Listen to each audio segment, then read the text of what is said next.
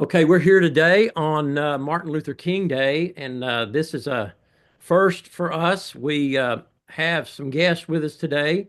One is Jason Vance that I ride with very often. In fact, it's probably 3 or 4 times a week, and we are kicking off this American Cycling Network with our first Zoom call, and we are honored to have Tamara Splitter with us, who is the owner of a coaching business, and I'm going to let her tell you more about that. But before I do, just to tell you a little bit about American Cycling Network, we think that we are going to someday be able to compete with some of the other guys, and we are going to provide a lot of content for you guys, and it will help you to be able to any cyclist to become a better cyclist, and maybe even entice some that are maybe beach cruiser cyclists to become more of a cyclist. And so we know that the sport needs to add new people time and time again. And we have signed on a retail store that is going to help us with bike fitting. And he's done some bike fitting for me and several people that I've helped find bicycles.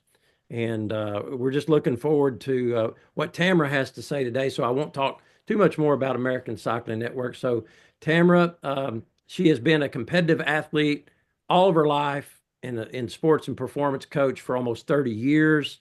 I was telling her off mic that when I saw her profile on Zwift, I was humbled I was kind of proud of mine, my climbing and my mileage until I saw hers. So tell us, Tamara, how you got into coaching. Oh my goodness. Well, like you said, first of all, thanks for having me on, guys. You're welcome. I was just involved in sport from a very early age, probably from around the age of 10 or 11, getting into track and field. I quickly discovered cycling, got into running, and there's just something ingrained in me that I just constantly wanted to be better and better and better and better. When I got into my late teens, I hit the gym. I met some people at the gym that were into bodybuilding and stuff like that, quickly became friends with some of these people and realized the importance of nutrition. And so what had happened then was I started studying for getting a performance, sports and performance nutrition degree. And then I decided to dabble into bodybuilding because I always like to challenge myself.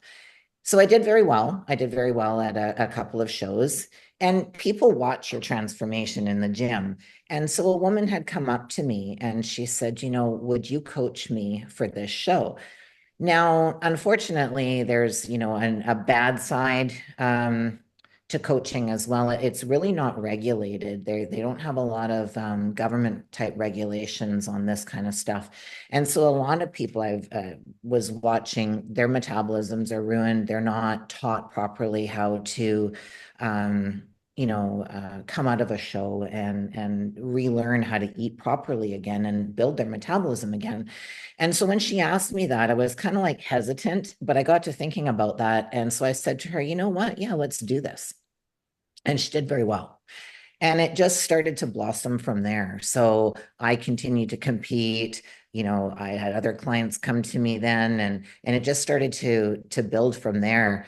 And then eventually I built my own gym and I started doing more personal training, and it just evolved from there. And then as I got out of bodybuilding, I still remained in cycling, and I'm never not schooling myself. I'm constantly schooling myself. Oh, So wow.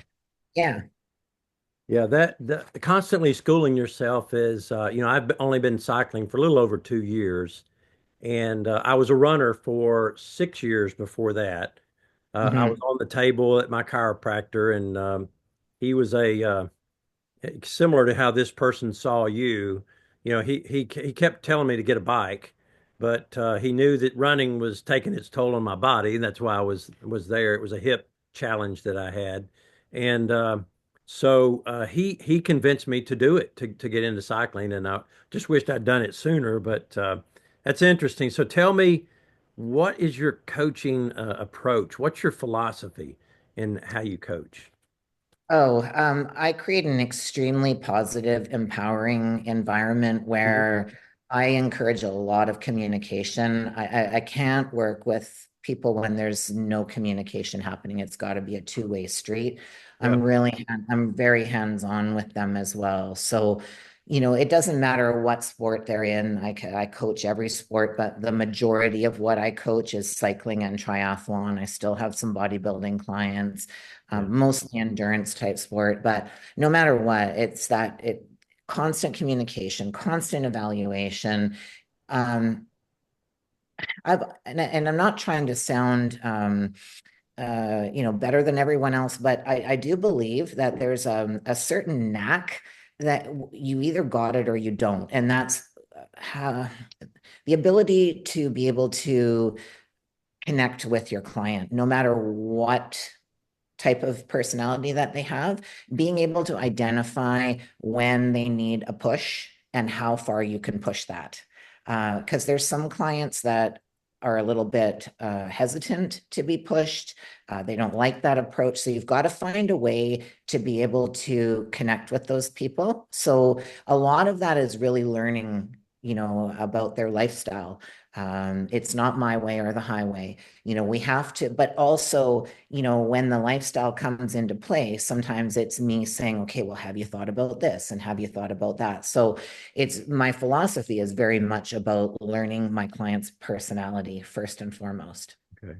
Very I, good. I think I apologize, Mike. I didn't mean to interrupt you. Go ahead. I'm impressed with some of the background that we've explored, and we've got a friend named Greg that we cycle with that introduced us to you initially, and he was just Yeah. speaking about all the different areas that you coach him in cycling and nutrition and strength training and all those type of lifestyle choices. I'm just super impressed with that, and I remember him saying that he was competing for the top 10 spot in a Knoxville bicycling event here this past year, and I think he come in 12th or something. Phenomenal results Oh, that you. so close.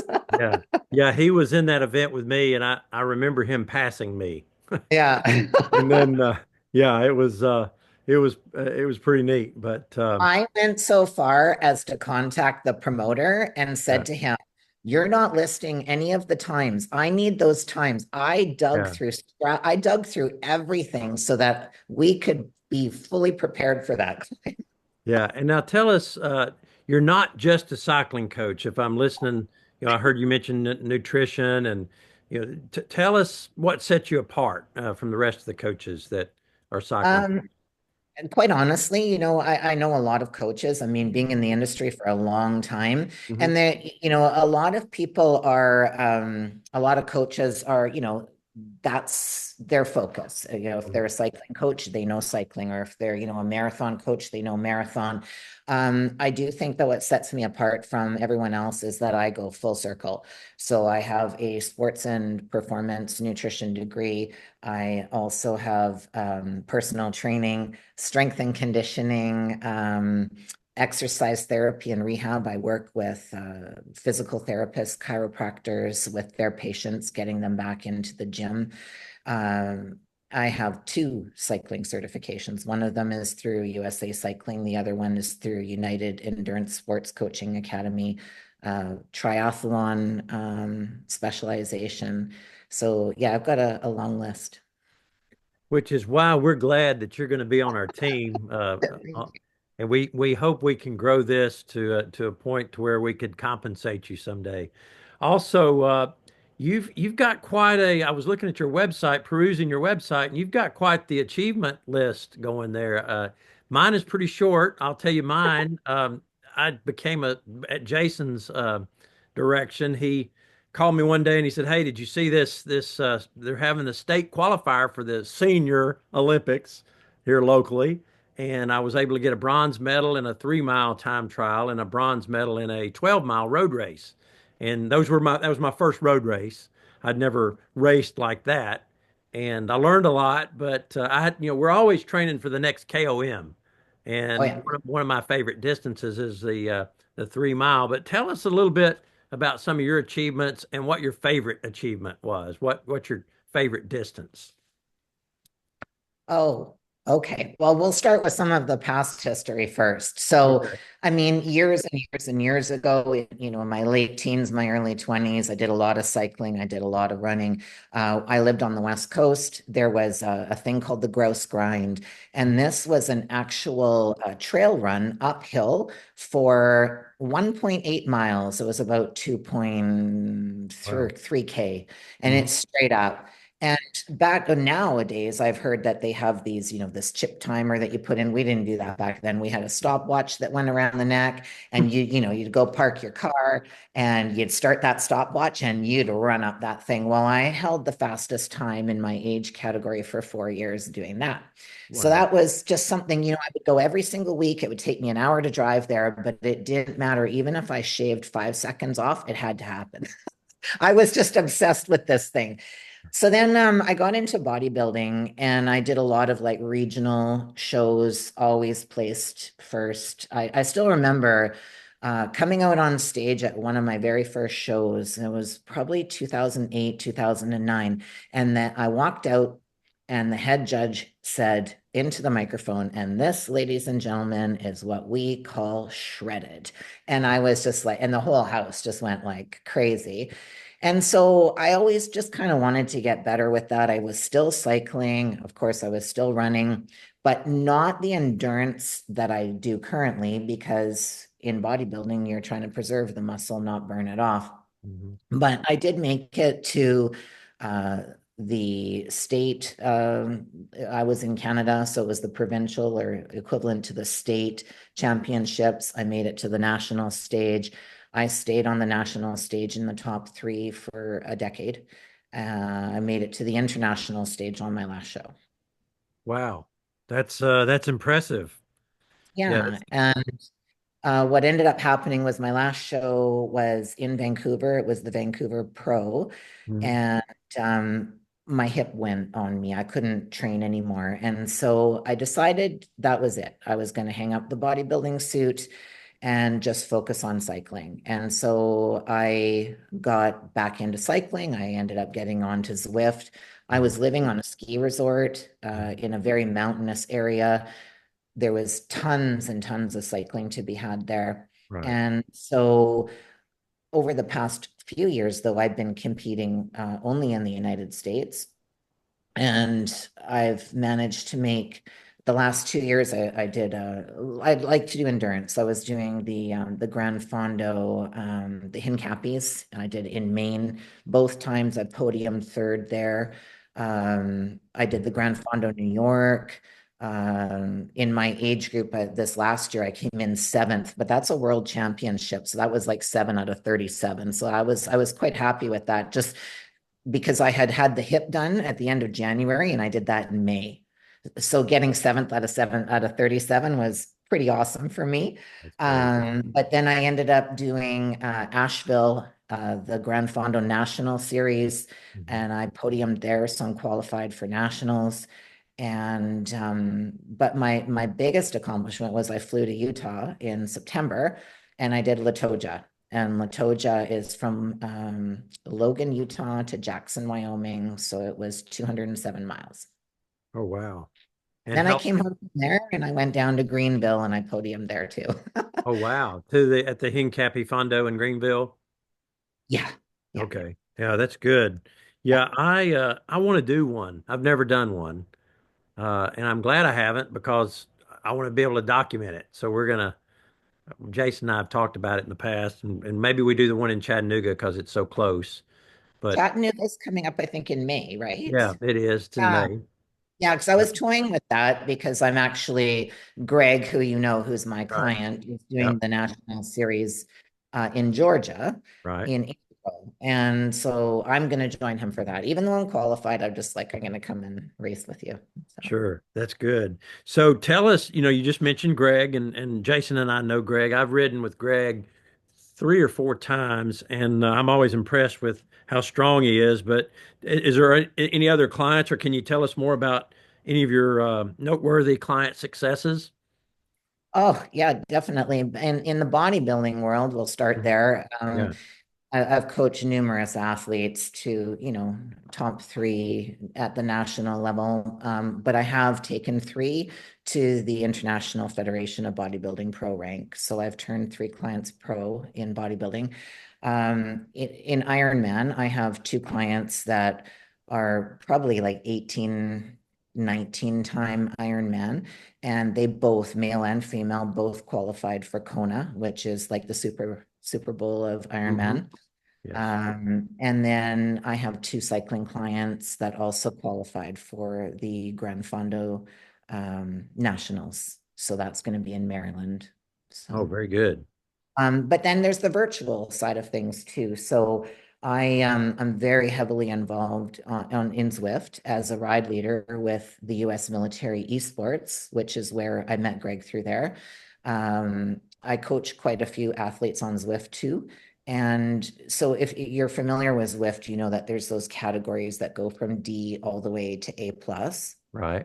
So there's quite a few that I've taken from what were in the C cat all the way up into the A cat. So, Wow. there's the whole virtual aspect and the outside aspect as well. That's impressive. Yeah. Yeah, Thank you. that's very good. So tell us about goals for 2025. What are some of your goals this year?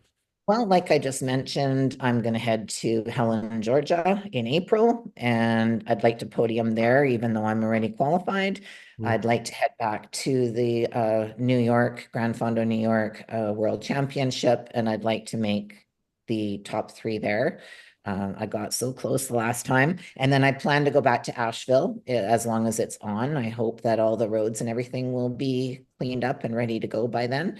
Mhm. And then of course I've got the nationals in September in Maryland. Wow, busy. So Yeah. you're actively training now. Oh yeah, I never stop training. Yeah, me either. It's fun, isn't it? Hey, so what's a week look like for you when you think about training for some of these big cycling events? Oh, so it just depends where I am, like in the year. But like right now, for example, I have to tell you, every year on Zwift, you're familiar with the Strava challenge, the RAFA, the 500. Yeah. And so that what they do with that is they give you 8 days, right? From December 24th to the 31st to do those 500K. I don't do that. I do it in one day. And so every year, I do that in one day. It's about 14 hours on the trainer. So I just did that on December 30th. So I was still kind of So we got to pause and acknowledge that you do it in one day. Mike, how many days did it take you, my brother? I didn't get it done. Well, it's funny because Jason hates the trainer, and if I say that I'm going to be on for 3 hours, he's cringing. He's like, "No, I I'm might out of be here. good." He's like, "I might be good for 2 hours, but not three." Yeah. Oh, it's hilarious. And then yesterday he does an hour and 57 minutes. I was on there for like 2 hours and 20 minutes, but yeah, Yeah. that's impressive. I completed that Rafa challenge, and that's hard. I kind of slacked a little bit at the first 3 or 4 days. And then I realized that you could actually do it. I thought it was all on the trainer when I first saw it.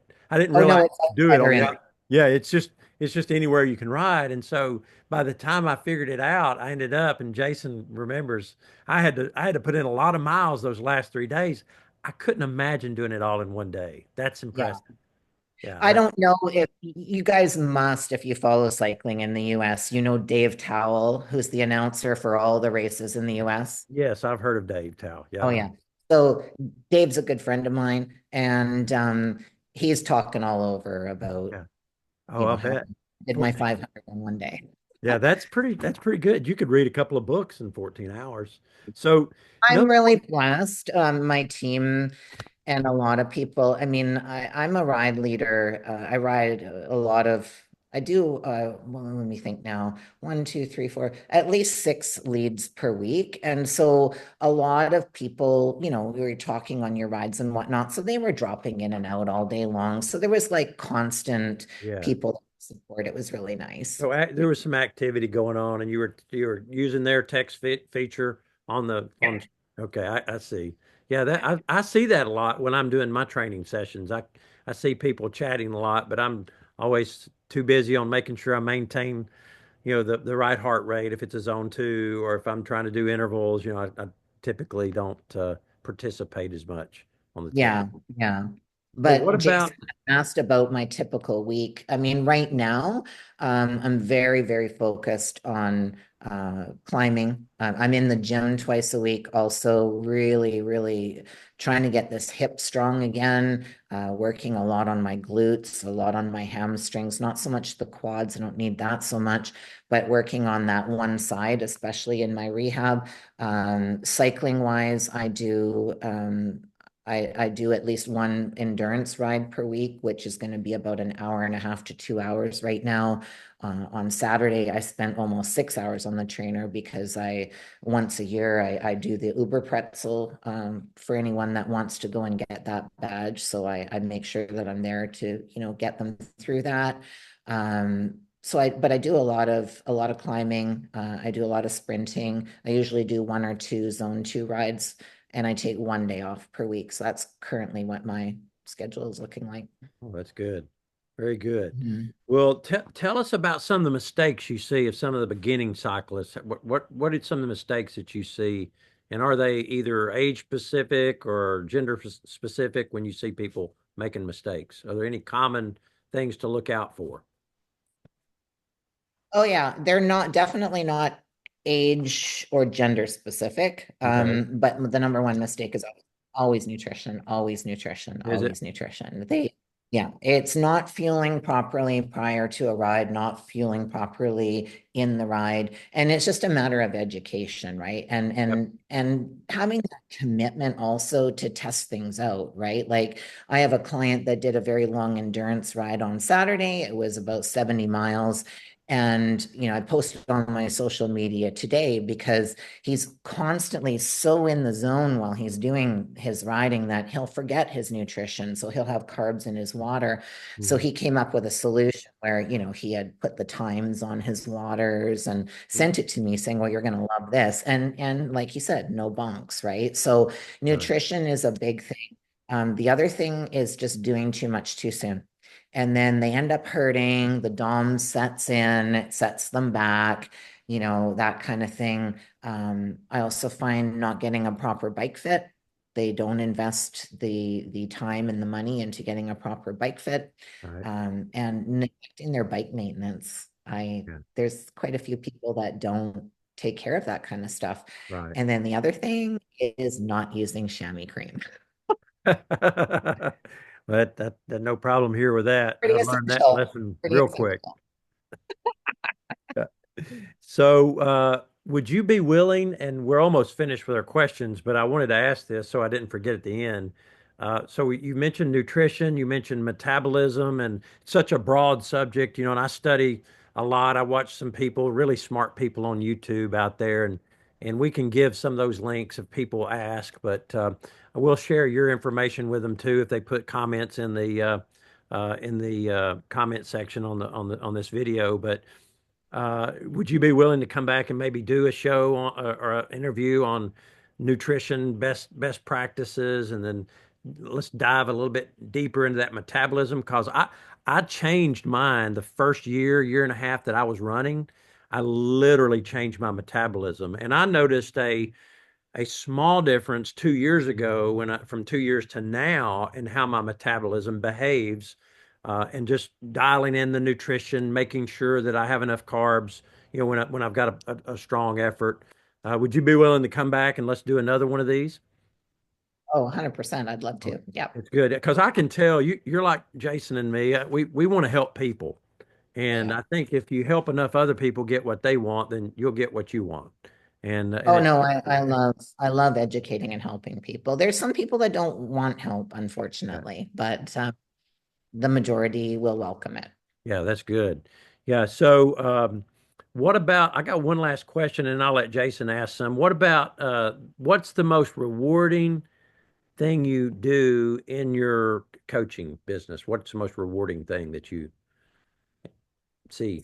Celebrating success, and that is any success. That's whether, they just like this morning, I have to use Greg as an example because you know him. He absolutely nailed his training. Like it was like this. But Oh, not only that, I had a look at his heart rate while, he's going into VO2 max, and his heart rate's only in zone 3, right? So I was immediately like so impressed at where his fitness level has been at. So just seeing the little gains. But then, of course, come race day, when you've been working towards something over the past year, and you get to race day, and they made a faster time or they made a podium, like is the best thing.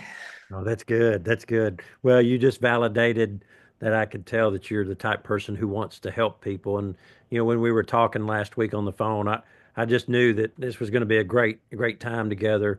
Any quick tip on your favorite recovery food? Oh, absolutely. So immediately after you're coming off, and I'm not talking about an hour long, zone 2 ride or something like Yeah. that, but you're coming off a really hard ride. You got to get the protein in. Well, how do you do that? A lot of times, number one, your GI is not ready for solid food then, right? So this is the time where I say to people, you need a really quick acting protein, like a protein isolate. Isolate, the protein molecules are smaller. It's about 97% pure protein. And, you just drink back that protein shake. And then about an hour later, you want to start getting in some real food.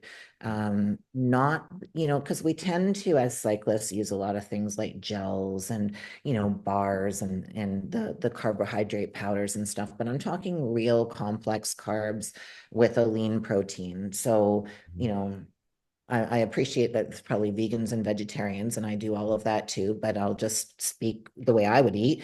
And Mhm. that would be like a lean, chicken and rice or sweet potato or, even a pasta type meal, no heavy type fats or greasy kind of stuff like that. Just a really good quality. Replace those carbs and get those glycogen stores back up again. Oh, very good. So no Pop Tarts or anything like that. No.